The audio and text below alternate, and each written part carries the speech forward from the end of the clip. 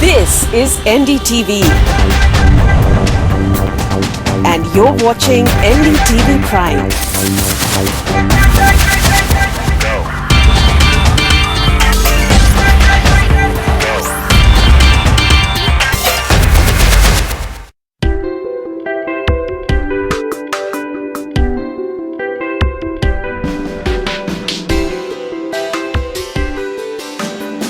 Well, 2016 was a tough year for entrepreneurs. Money, we know, was hard to come by, and the focus was on performance. It was on results. And the stakes, in fact, for the biggies are now even higher. It's now, for instance, an all-out, very, very high stakes battle for domination of India's e-commerce space. And a very special guest with us now, Amit Agarwal, the Vice President and Country Manager, Amazon India, to take us through just what one of the world's leading e-commerce giant plans to do to up its game here in India. I caught up with him earlier and began by asking him how he sums up the year gone by, both, of course, the highs, the mega successes, and the big challenges. Yeah, I think if you look at Amazon's history in India, we've been around for a little over 3 years. I would say that in the first year, a lot of the progress was around getting a customer experience noticed. The second year, it was about getting adoption. If I look at 2016, I think what would define this year for Amazon in India is the fact that we became a leader in e-commerce and all the things that matter to customers. Our investments in technology, innovation and infrastructure actually started spinning the economic flywheel of India, the key pillars of Digital India and Make in India. And the third key takeaway for us is that we demonstrated how you could start impacting the consumer, seller, and the e-commerce ecosystem at scale. So I think those three are the big takeaways. If you look at the first one, I talked about the customer experience leadership. We have the largest selection of products in India at 95 million products. We deliver fast to over 200 cities and deliver a pan-India. We have scaled a lot of our seller products that allow sellers to sell on a platform and offer everyday low prices. If you look at the economic flywheel of India, the investments that we have made, we've more than 50% of our sellers now come from tier 2 cities. 97% of India's PIN codes placed at least one order on Amazon in October. Global selling, our investment, where 18,000 sellers are selling over 25 million Make in India products globally, including the top brands of Amul, Himalaya, Biba, Manyavar, Fab India, and so on. We recently launched Launchpad, which is a great program for startups. In 2 weeks of its launch, over 400 startups have signed up and started offering the unique selection on the Amazon platform. So we're beginning to see the impact of our investments on the key pillars of the economic activity of India, and not just the direct participants, but even the ecosystem. So we have this program called I Have Space that allows small stores to participate in our logistics network. That program has grown to 50 cities, 12,500 stores participating in an ecosystem. So all in all, a very inclusive overall impact on bringing more and more stakeholders into Digital India and taking Make in India products global. And on the third piece of seeing national scale, the kind of the popular myth that e-commerce is an urban-only discount-led phenomena to buy only a few kinds of products once a year is completely being debunked in some ways from the success that Amazon has seen. We see over 97% of India's PIN codes shop on Amazon.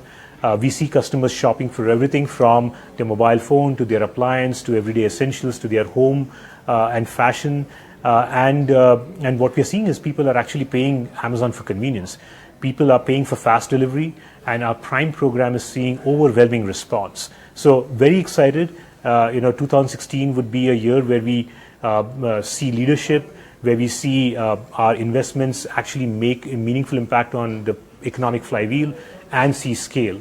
If I look forward at 2017, I think you should see us invest in technology and infrastructure that spins all of these three areas at massive scale. Right, now, Mr. Agarwal, India's e-commerce space, we're now being told by the likes of Morgan Stanley, is going to be among the fastest growing over the next 3 years. Morgan Stanley again says that by 2020, it will be worth 160 billion. That, of course, explains just why it's turning out to be such a high-stakes battle. We've got Flipkart, we've got Snapdeal, we've got ShopClues, Alibaba's coming in, and there's, of course, Amazon. Do you believe that there's space for all? So I think e-commerce in India is at a very early stage of its evolution. It's probably not even the minute one of day one. What you're going to see is a lot more innovation in the coming years and a lot of new players emerge that will delight customers. So I think it's very, very early. There will be many winners. Amazon in India is just getting started, and you should continue to see us invest in offering a better customer experience every day, in using our investments to impact the overall ecosystem in India, to help spin the economic flywheel of India, and overall do this at really massive scale. Right now, the big controversy in recent weeks has been our homegrown giants, the likes of Ola and Flipkart in particular, talking about what many have called the need for protectionism. They've gone on record, in fact, to say that what we need is foreign capital, what we don't need are foreign companies. That's, of course, alluding to the likes of you and even Uber. How do you respond to that? I think one of the good things about working for a company that's very focused on things that disproportionately matter to customers and that don't change over time. What I mean is our strategy is completely focused on 3 pillars of customer experience: selection, low prices, and fast delivery. And the reason why these 3 pillars matter is because customers disproportionately care about these 3 things. And the good news is that no matter what changes in this world, the customer preference for these things is not going to change. You won't have, after 20 years, customers say, I want less selection at higher prices and slow delivery. And it's very rare in your business strategy you come across 3 things that are disproportionately important and they won't change. So when you are a part of a culture where you're very focused on a strategy that's focused on things that are invariant with time, you really don't pay much attention to what's being talked around you. So, I'm so focused on offering a better customer experience every day, and that's what you should continue to expect from us. Don't focus on much else. Fair enough. Now, India is, of course, quite evidently ticking all the right boxes for you. The investment has been upped. You're now looking at a $5 billion investment as far as Amazon is concerned. You personally are now on Amazon's core team. We know that Jeff Bezos, in his short statement in the earnings release, focuses on what now matters. India has figured very, very recently. There are all those, of course, saying that this is such a diverse country with so many challenges, yet India now clearly top priority for Amazon. I mean, you said it, that India is a very large, diverse country. Its demographics is extremely favorable for the growth of e-commerce, with more than 50% would be younger than 25. It's a very diverse country. Every part of the country has its own preferences, its own cultural diversity. People eat, wear, consume things that are so different. Probably the only organized way that the customer can satisfy their needs in such a diverse country is probably through their mobile phone, and that is increasing dramatically. The adoption of mobile internet is increasing dramatically in India. So, in addition to just how the convenience of shopping anything you want online, getting it at great prices, getting it delivered to your doorstep fast and delivery, there are several more tailwinds in India about the diversity, about the mobile internet, about the demographics. So India is a fabulous opportunity for e-commerce to thrive. And the great part is, when you think about e-commerce, what it does is, as I just gave you example, when you invest in customer experience, when you try to make it easier for customers to buy anything online, you're actually investing in infrastructure and technology that has a real economic impact on the country. So every time you bring in a seller from the remote part of the country, every time you make it accessible to a remote customer, you are furthering the digital India cause. Every time you invest in infrastructure, whether it's warehousing, logistics, you are actually investing in that community that gets jobs. Every time you are bringing a new store into your I have space network like Amazon does, you are bringing a whole set of new entrepreneurs in the ecosystem to participate in this revolution. Every time you take a local business global to sell their products on the Amazon.com site, you're taking a Make in India product global, giving them hundreds of millions of customers, which allows them to invest more in manufacturing. So I think the growth of e-commerce, the customer experience focus of e-commerce so clearly aligns with how India's growth is charted out, that all these tailwinds and this close association with the economic flywheel of India bodes really well for e-commerce adoption in India. So there is no reason why you would not get excited about the opportunity.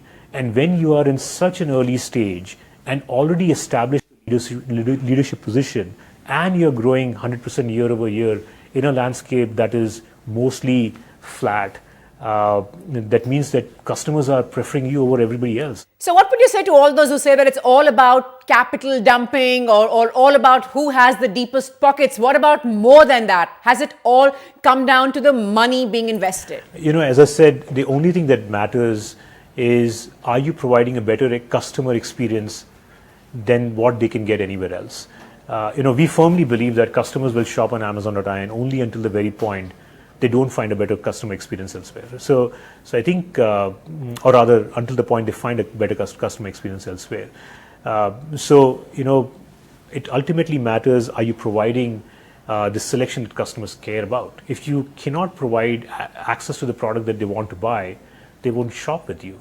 If the product is available, but it's not available at everyday low prices, they won't trust you to buy whatever they want to buy without having to wait for sales.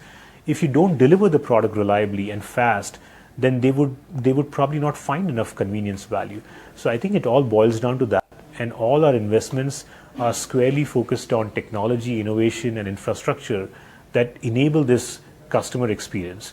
And the great part is that all of this investment helps the ecosystem that is also trying to get adopted to Digital India and Make in India and Startup India very quickly. So I think all of these things are so aligned that ultimately it's going to matter is who provides a better customer experience. Right, and we've seen just the stakes. We've seen, how the spat really becomes very public and very bitter. Look what happened after those billion-dollar festive sales on, the spat over who's selling what, contesting the numbers, who's selling churran, who's selling what, and all of that. How do you see that? Do you see it's part of the evolution of the space? This happens in any market, or is this really unique to India?